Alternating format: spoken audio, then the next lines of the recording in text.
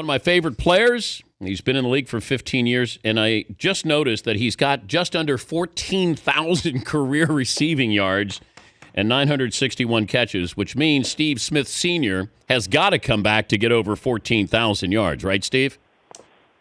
Good morning. Good morning. That's 39 catches away. I felt like before I got injured, I was going to snag that pretty easily. But it's part of the reasons coming back.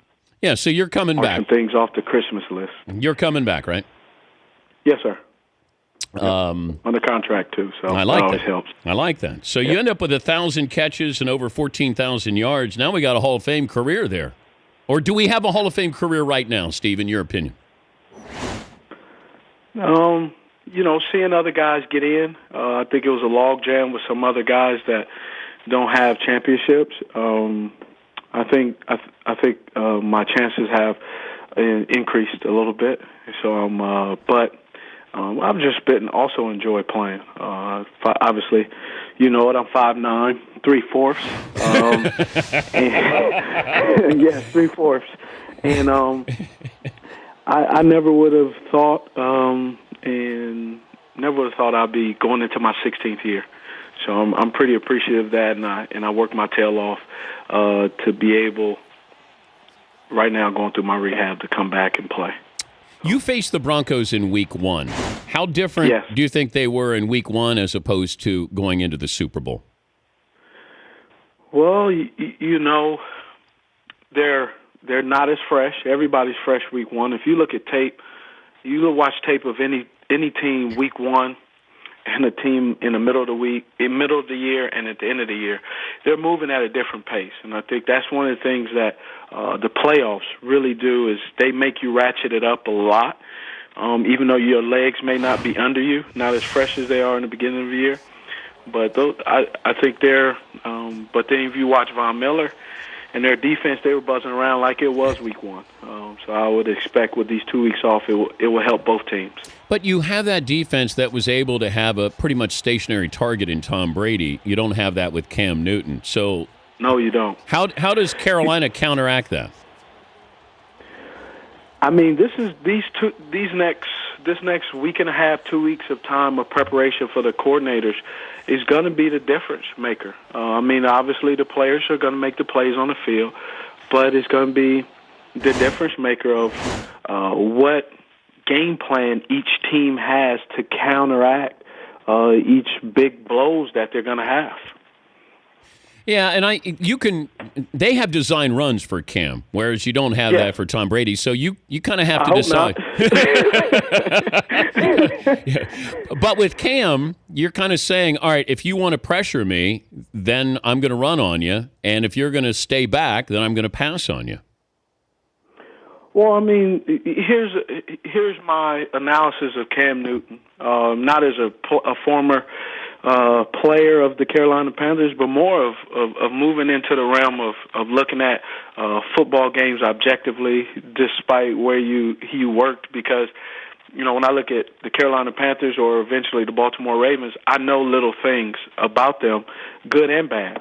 But when you look at Cam Newton, you see that he is a new age quarterback. He throws the ball, he runs the ball, and kind of like Kaepernick was in the Super Bowl with the Baltimore Ravens versus the 49ers. Mm-hmm. He brings an element that you cannot account for. And he is really, I think, the underlining story of this Super Bowl is the old traditional gunslinger versus one of the new age gunslingers who brings another element that genetically, I hate to say it this way, but Peyton Manning has never had, and he is changing the quarterback play as we know it, and you constantly have seen it in college, and now it's going to evolve into the pros because the college players are becoming dual threats, and now they're going to become draft picks for teams in the NFL. He's Steve Smith Sr., the Ravens wide receiver, joining us, Dan Patrick Show. But people find Cam polarizing. Yes. Why? Well, I think one is Cam Newton, Odell Beckham, all these new athletes that are coming in. I like to call them the Generation Y. And my son is 18 years old going off to college, and he's part of that generation Y. Social media, why not? Why can't I do it? And there is this unwritten rule. It exists in baseball, but it exists in football, and I think it has to do with a little bit of arrogance, and also, I hate to say it this way, but possibly the color of your skin playing quarterback. I think it does. I think anytime an athlete is a particular color, a great example of that is I think it was last year, where Richard Sherman, he did what he did after they won the game against the 49ers, and automatically people started calling him a thug.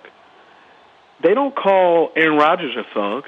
They don't call other guys of other colors thugs, but as soon as an African-American athlete does it, they say thug. Well, when we look up the word and definition of thug is a murderer and a thief. Well, the last time I checked, Richard Sherman went to a very great institution called Stanford. And I'm not sure too many thugs and robbers are attending Stanford on a regular basis. Did you get this because you celebrated, you entertained, you weren't afraid? Oh, yeah. People have said about me, he spins the ball and he gets excited like he scored a touchdown. He doesn't have any rings, so sit down and just act like you've been there before. I'm going in my 16th year. After next year, I will not be there like I've been there before. I will not be in football. So why do I have to enjoy my journey according to your standards on your couch? It's my walk. I'll do it how I want to do it and prefer, as long as I'm not putting you down personally. If I spin the ball or celebrate or pose after you pose after you win an NFC championship onto the Super Bowl, act like you've been there before. Well, technically, this organization hadn't been there since 2003. And not every team is a dynasty. But Steve, enjoy your moment. What is the difference between entertaining and taunting? I would think entertaining is kind of what Cam Newton is doing in the Carolina Panthers and some of the other teams that have been successful. And taunting, I think, is when you immediately after the guy's getting up and you're standing over top of him taunting and dancing. If you walk away from a guy and dance, then you're enjoying that moment. We all have natural reactions. When I had I turned a senior. When I had Steve Smith Jr. and we had the baby, I was excited. Now, I wasn't all up in the doctor's face, yes, a boy, but I was excited that I had a boy. Man, I fist pumped and I was excited because my wife had our son naturally. The epidural didn't take. She went through all that pain. I saw it and I was excited. I was emotional and I celebrated because it was something worth celebrating based on me, based on my standards, not based on yours. And some people say, well, why would you celebrate your fourth child? There's a lot of reasons why. And I don't need to go in depth on why I'm celebrating something that's something important to me. Well put. You didn't spin the baby, right? No, right after his not. Okay, I just want to make sure. Even on one healthy Achilles, could you outrun Peyton Manning right now? What'd you say? Even though you have one healthy Achilles, you're coming back from the injury, could you outrun Peyton Manning right now? It'd be a photo finish. His Achilles is a beast right now. It's tough. When they put up that display of Peyton Manning running for a first down. How fast he was running? Yeah. Oh my, but that is the traditional quarterback. And Peyton Manning and Tom Brady have made that who they are. They've owned that. They have made the example of how you do it that way.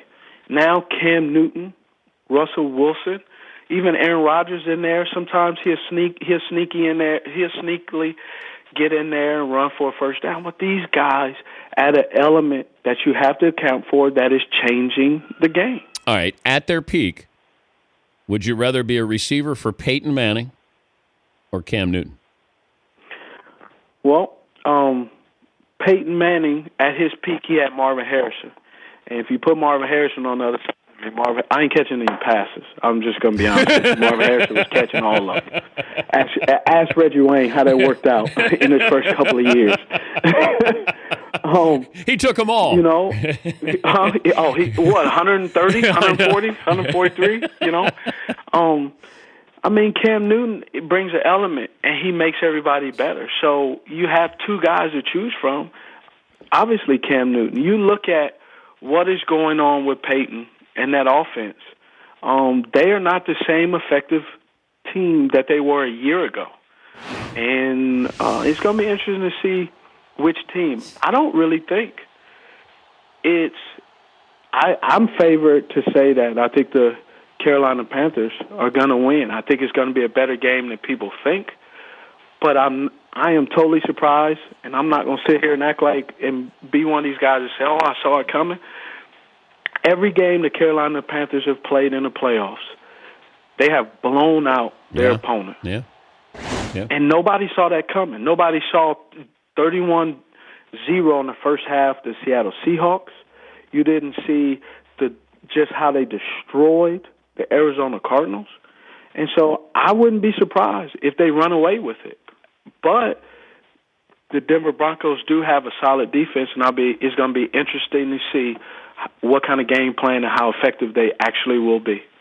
Good luck with the rehab. Glad you're coming back for another year, and thank you. Enjoyed talking to you again. Thank you, Steve. All right. That's Steve Smith, Sr., the Ravens wide receiver.